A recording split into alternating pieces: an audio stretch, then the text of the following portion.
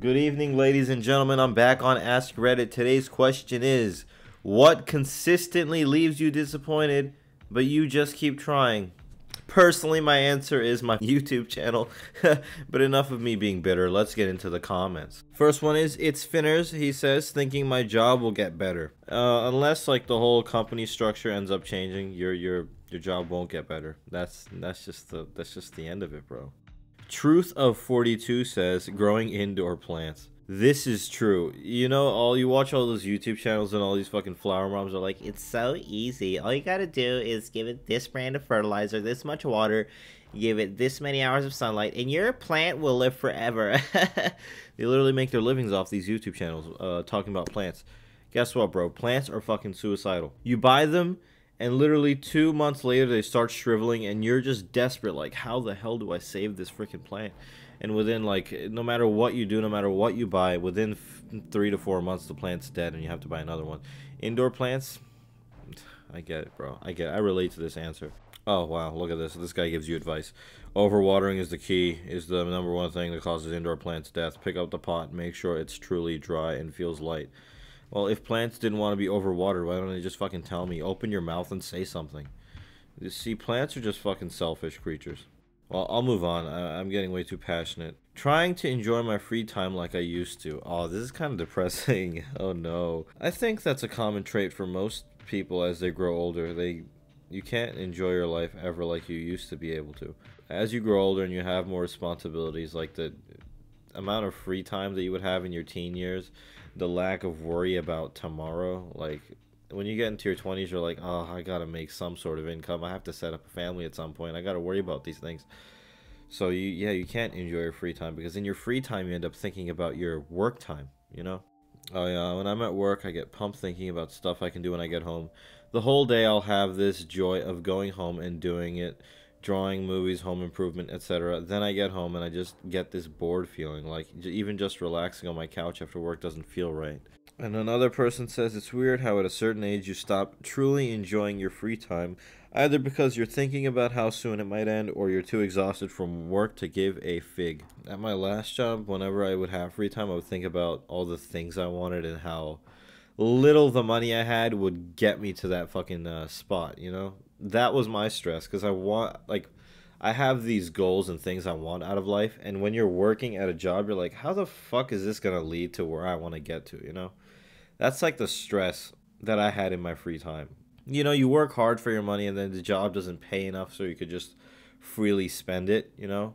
Like, you're like, oh, I want to go out and enjoy this thing in my free time, but it costs like a day worth of work. That's another thing I feel like that ruins the enjoyment of free time. When you're a kid, you just, oh, my dad will take care of it, that'll be fun. You don't have to worry about money then. And now you're older, and this arbitrary thing limits you. I don't know why I'm ranting. I'm not a serious person.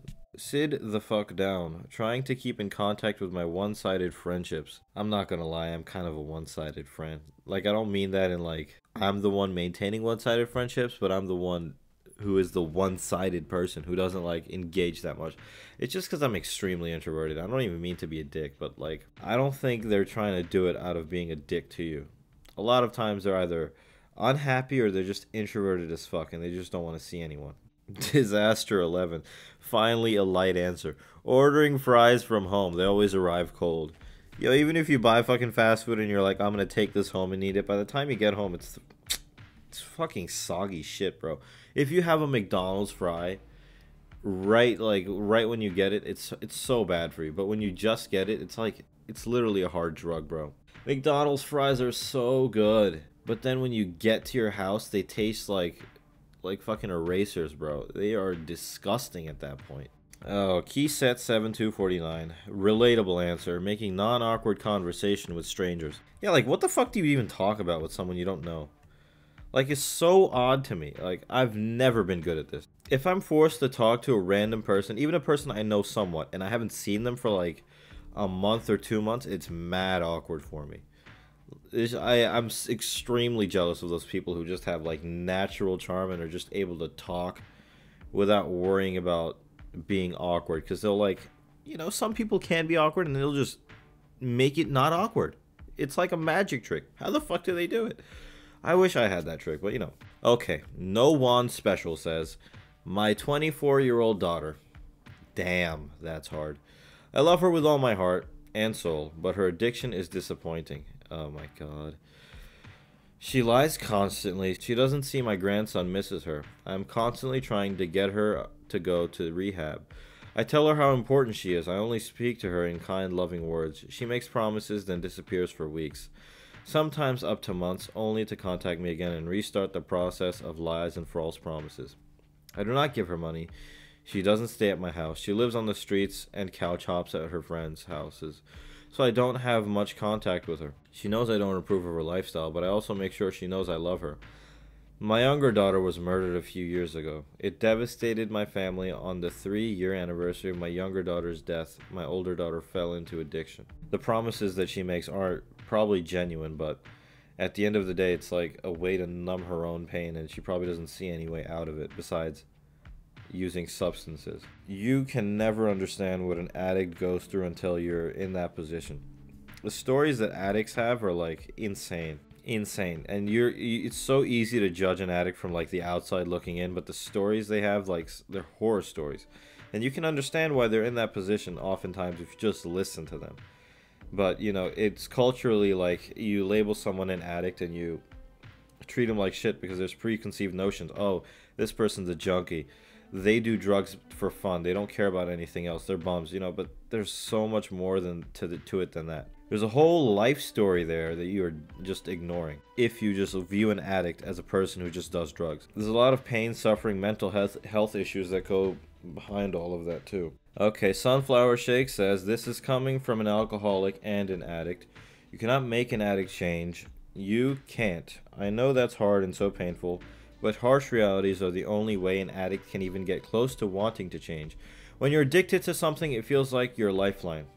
It feels like your truest and only friend. No matter what you have to remember, you have to take care of yourself and your grandson. If she wants to change, then she has to make the steps to do it. I'm so sorry you're going through this, but please take care of yourself first. You've done all you can. This is very serious. I did not expect this to be serious.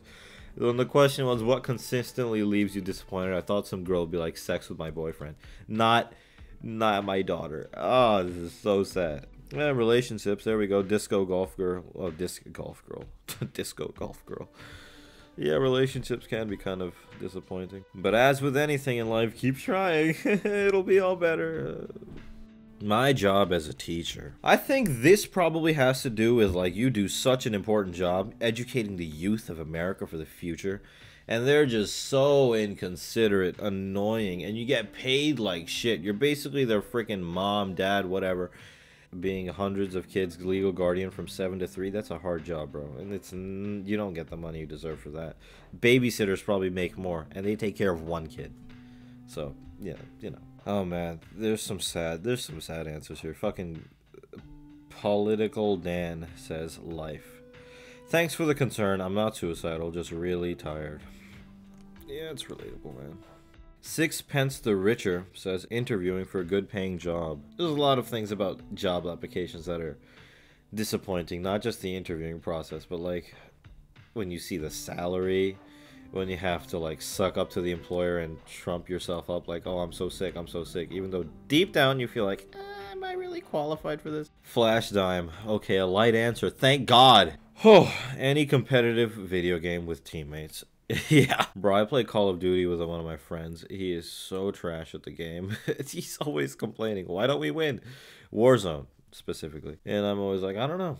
I can never just say it to him like, bro, we don't work together, we're not good. All right. Boop and Kitten says, sushi at Costco. What did you fucking expect from Costco, bro? I don't know. I don't like sushi in the first place. If I imagine eating a raw fish, it makes me want to puke. There's people who eat raw fish and people who eat raw beef. It's weird. Maddens me. I'm sure there's some sicko out there who eats raw chicken. Yeah, you know. I'll go through one more. Reasonable Storm says, video games. I used to enjoy them very much, now I can't. From time to time I buy a game and get excited about it. I feel like I'm enjoying it this time, but I quickly get disappointed. I think I enjoy real life challenges more. Real life is a harder game. Video games is something we do in our free times. If I play a video game now for a few hours, I feel like I just wasted my time. I'm not being productive. I'm not doing anything useful with my time. You know, that adult mindset kicks in like, what the fuck are you doing? I don't know. I don't know. Maybe I'm just being depressed because I read this fucking Reddit page, bro. Usually Ask Reddit has corny ass answers, bro. And sometimes they'll be funny. Today was just fucking heavy as fuck. But it's good. You know, not everything is all sunshine and happiness all the time. There's dark days, there's bad days. But that only makes good days better, you know? So, if you watched until now, thank you. I appreciate it. Like and subscribe for more Reddit content from me. Love you. Thank you. Goodbye. I hope this shit wasn't too depressing. Alright. Turn that down. Turn it down. I need some sound deadening in here. Turn it down. Turn it down. All you need to do is turn it down. Yeah, you're an ugly pussy, and your mommy smells like swamp ass. You're an ugly pussy, and your mother looks like swamp trash. I wanna kill you, but I don't think it's legal, therefore